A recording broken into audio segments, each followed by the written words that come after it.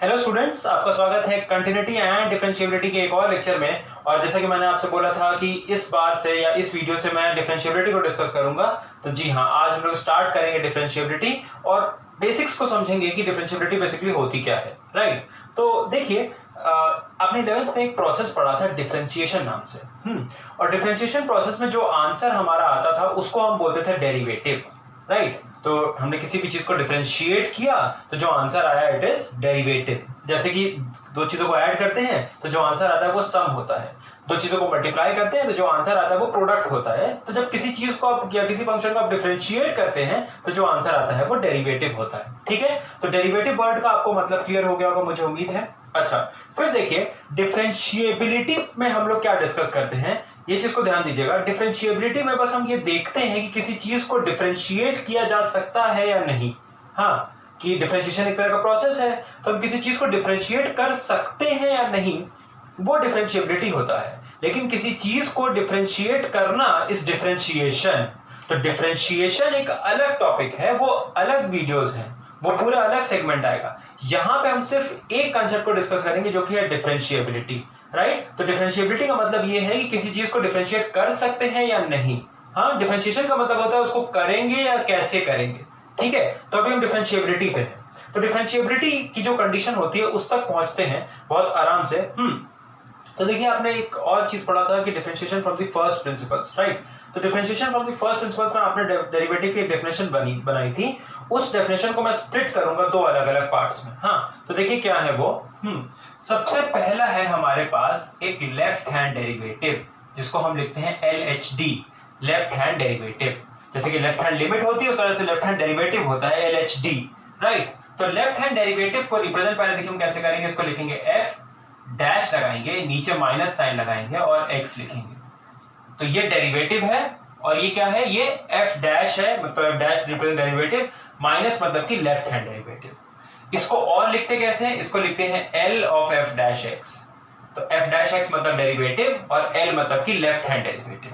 अच्छा, ये होता क्या है, ये हमारी लिमिट होती है, limit as h tends to 0 f of x minus h whole minus f of x then whole upon minus h।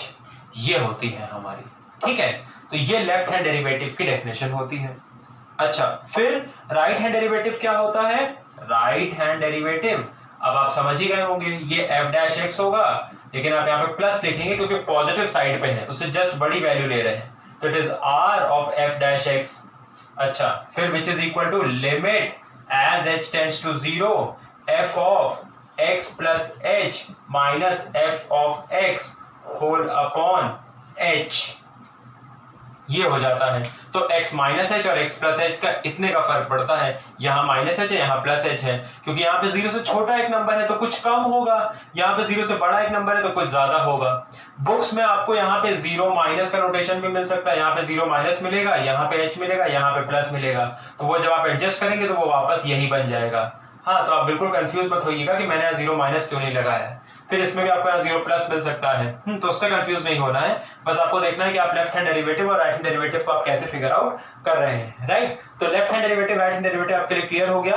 फिर देखिए, अगर आपका left hand derivative is equal to right hand derivative आता है, तब हम बोलते हैं कि डेरिवेटिव एग्जिस्ट्स। Derivative exists. और जब भी किसी भी फंक्शन का डेरिवेटिव एग्जिस्ट करेगा तो हम बोलेंगे कि it is differentiable. It is differentiable. Right, तो डिफरेंशिएबल वर्ड का आपको मतलब समझ में आ गया होगा। तो जैसे कंडीशन फॉर कंटिन्यूटी आई थी, ये हमारी कंडीशन फॉर डिफरेंशिएबिलिटी है। Left hand derivative is equal to right hand derivative, this is the condition for differentiability. I hope it is very clear to all. तो ये क्वेश्चन है हमारे सामने इस समय। देखते हैं कि ये क्वेश्चन कैसे हम सॉल्व करेंगे। तो क्वेश्चन क्या है कि एक फंक्शन दिया हुआ है, it is a piecewise function, जैसा कि हम कंटिन्यूटी में करते आ रहे हैं। हमको x इक्वल्स 2 पे इसकी डिफरेंशिएबिलिटी को चेक करना है। Right, examine the differentiability of the function whether it is differentiable और नॉट। हाँ, तो डिफरेंशिएबिलिटी के लिए हमें पता है कि लेफ्ट हैंड डेरिवेटिव और राइट हैंड डेरिवेटिव हमें निकालना होगा। तो चलिए हम इसे सॉल्व करते हैं। तो अगर हम इसका लेफ्ट हैंड डेरिवेटिव निकालते, लेफ्ट हैंड डेरिवेटिव, तो वो देखिए क्या होता, it is limit as h tends to 0 हाँ f ऑफ 2 माइनस एच। अब देखिए 2 पे चेक कराना है, जब x पे चेक कराना था तो फिर x माइनस एच लिखे थे, 2 पे चेक कराना तो फिर हम 2 माइनस एच लिखेंगे, माइनस f ऑफ 2 करेंगे होल अपॉन माइनस एच करेंगे। अच्छा, फिर f ऑफ 2 की वैल्यू तो मैं अपने काम को आसान करने के लिए पहले ही निकाल लेता हूं। जब x 2 के बराबर होगा, जब x 2 के बराबर होगा तो फिर ये डेफिनेशन यूज करेंगे, यानी कि 2 इंटू 2 माइनस 5, यानी कि इट इज -1। तो f ऑफ 2 की वैल्यू -1 है। जब f ऑफ 2 लिखना होगा तो -1 पुट कर देंगे। अच्छा, फिर उसके बाद देखिए limit as h tends to 0, f of 2 minus H, 2 minus H यानी कि 2 से छोटा एक नंबर, 2 से छोटा एक नंबर, तो यानी कि 2 से छोटे के लिए हमें ये डेफिनेशन को यूज करना है। तो x की जगह आप रखेंगे क्या, 2 minus H, then we have -3 और फिर -1। समझ में आई बात? इस डेफिनेशन में मैंने x की जगह रखा 2 माइनस एच, फिर -3, फिर ये माइनस साइन लगाया, फिर f ऑफ 2 की वैल्यू -1 पुट किया, होल अपॉन नीचे है अपने पास क्या, -h है। तो इसको सिंप्लीफाई करते हैं, तो it is limit as h tends to 0। अब ये देखिए क्या आ जाएगी, ये आ जाएगी 2 माइनस 3 यानी कि -1 और फिर ये +1 है, तो -1 + 1 0, तो बचेगा क्या, -h upon -h which is equal to 1। तो इसकी लिमिट आ गई 1, लेफ्ट हैंड डेरिवेटिव आया 1। अच्छा, राइट हैंड डेरिवेटिव पे चलते हैं, RHD निकालते हैं।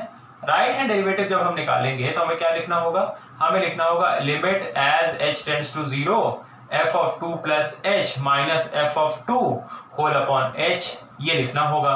तो देखिए 2 प्लस h यानी कि 2 से बड़ा एक नंबर, यानी कि ये डेफिनेशन यूज करेंगे। तो 2 into limit as h tends to 0, 2 into 2 plus h, फिर -5, देन -1 होल अपॉन h। फिर देखिए अगर हम ब्रैकेट्स को ओपन करते हैं तो 2 into 2 4 plus h minus 5 plus 1 whole upon h, sorry ये तो 2h एक्चुअली, हाँ 2 इंटू 2 4 प्लस 2h। फिर उसके बाद देखिए 4 प्लस 1 5 और -5 कट गया, तो 2h अपॉन h आया। अगर 2h अपॉन h आया तो लिमिट कितनी हो जाएगी, 2 हो जाएगी, h कैंसिल हो जाएगा, आंसर आ गया 2। अब देखिए क्या लेफ्ट हैंड डेरिवेटिव और राइट हैंड डेरिवेटिव बराबर थे, नहीं थे, तो यानी कि कंडीशन फॉर डिफरेंशिएबिलिटी सेटिस्फाई नहीं हुई, तो यानी कि ये फंक्शन हमारा कैसा, इट इज नॉट डिफरेंशिएबल। ठीक है, तो बस आपको डेफिनेशन में पुट करना है और सॉल्व करना है। This is all differentiability is about. हाँ, मैं फिर से आपको रिमाइंड करा दूं, आपके बुक में जो चैप्टर दिया होगा, हाँ वो क्या होगा, उसमें डिफरेंशिएबिलिटी हो सकता है, डिफरेंशिएबिलिटी हो सकता है, डिफरेंशिएशन को भी इंक्लूड कर रहा हो, लेकिन मैंने आपको पढ़ाने का स्टाइल अपने क्लियर किया है कि मैं डिफरेंशिएशन को सेपरेटली पढ़ाऊंगा। मेरे लिए डिफरेंशिएबिलिटी का मतलब है क्या, कि सिर्फ वो क्वेश्चन जहां पे हमको डिफरेंशिएबिलिटी चेक करानी है, बस। ठीक है, तो बिल्कुल भी कंफ्यूज मत होइएगा, ऐसा मत सोचिएगा कि मैं डिफरेंशिएशन पार्ट को स्किप कर दिया, एक्चुअली मैंने इसको शुरू ही नहीं किया है, मैं सिर्फ डिफरेंशिएबिलिटी आपके साथ डिस्कस कर रहा हूँ, राइट। अच्छा, तो बस आज के लिए इतना ही रखते हैं, नेक्स्ट वीडियो पे हम डिस्कशन के साथ प्रोसीड करेंगे। चलिए, थैंक यू।